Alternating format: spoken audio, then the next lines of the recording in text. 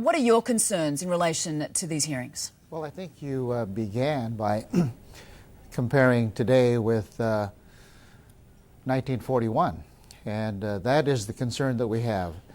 Back in that day, Japanese Americans, just because of who they were targeted and were singled out as the part of the enemy. In fact, a lot of them were declared as enemy aliens. Soldiers who were in the Army were again declared enemy aliens. And so the furor and the hysteria over Pearl Harbor caused a lot of misunderstanding, a lot of stereotyping, and the kind of thing that we feel that this hearing today precipitates. Well, just to go back to what happened in World War II, it was after the bombing of Pearl Harbor, and President Roosevelt ordered that all ethnic Japanese on the Pacific coast be sent to internment camps. What were the repercussions of that? What did it do to the Japanese American community? Well, the community had been here for many decades. They had established themselves, were in neighborhoods, and all of a sudden the government ordered them to be ready to leave in 2 weeks with what they could hold in their hands. And it was a very degrading, demeaning, debilitating experience for them. They knew not where they were going, and eventually they were shipped to areas in far distances away from their homes, in very desolate areas. And to the psyche, it was a very, very debilitating type experience that caused a lot of heartache, a lot of family problems and issues, and I think a lot of that remained for many decades after that.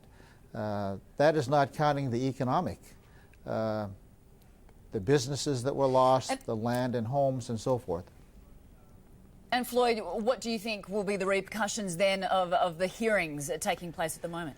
Well, it was studied in a commission commissioned by the Congress found that this World War II experience was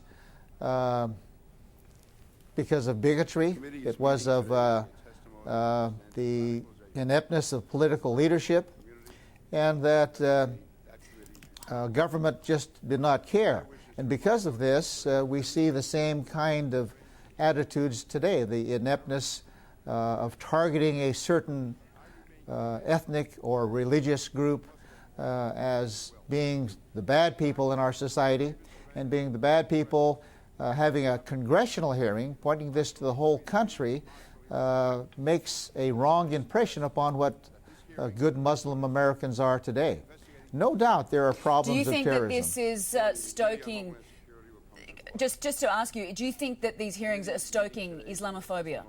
Undoubtedly. There is a high degree of Islamophobia today, and this kind of a hearing simply, again, points the finger at Muslims and Islam as something bad and something that causes terror, and it just puts a target on the back of these good people. So how do they address radical Islam in the United States?